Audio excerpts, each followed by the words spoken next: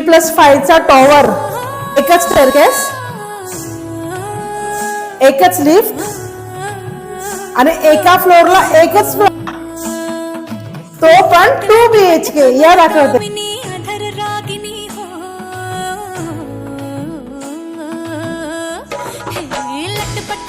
आणि इथून मिळणार आहे तुम्हाला गार्डन व्ह्यू.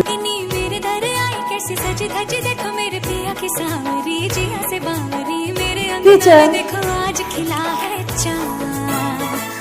किचन मध्ये तुम्हाला मोठा असा ग्रेनाइटचा प्लॅटफॉर्म दिलाय, टाइल्स दिलेला आहे, ब्रँडेड फिटिंग्स दिलेले प्लग.